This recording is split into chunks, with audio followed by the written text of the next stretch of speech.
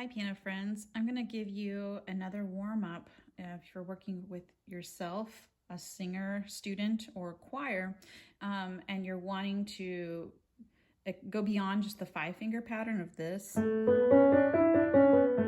the do, sol, do warm-up, and you want to expand that and do a wider range that maybe includes the scale. This is a common one we know. So again, when I'm teaching my keyboard skills classes and my students ask me, why do I need to know the scales? This is one of the things I point out to them is that, first of all, in life, we all get to do things that we never think we would get to do. For example, I taught many years of ear training. And I remember in my student days when I was taking my ear training classes, I was just so sure that I would never need to do this again, so never say never. But also there are just going to be times, especially as a music educator, where you're going to find yourself as the only one in the room leading the warm-up, right? And so having this skill is very important. And in order to have this skill, we really need to know our scales.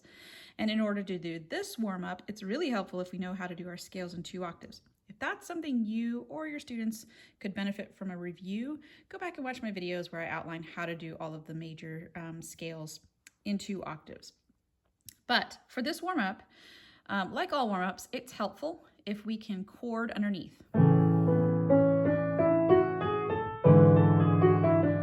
It provides a depth to the sound, and it also just gives us a little bit of harmonization and as we go through the exercise, a bit of a rhythmic element to grab onto as we transpose from key to key. So let's do a few of these just as an example.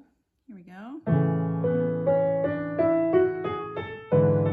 So you'll notice in the left hand, now we transpose, I'm just harmonizing with a 1 chord of 5, 6, 5, and then back to a 1, and now a 1 chord, scale in the right hand, 5, 6, 5 in the left hand. And then if you're getting to a key that you're perhaps not familiar with, or you're just listening and concentrating and don't want to play the right hand, then what you can do is get started, let them continue singing, and just harmonize, and then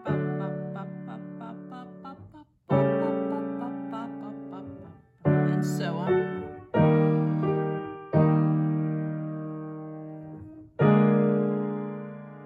And then you can keep the warm-up going. Now if you wanted to descend, and oftentimes getting the descent, switching directions is tricky, right? So then you can drop out the right hand and then bring it back in when you're feeling confident with that key,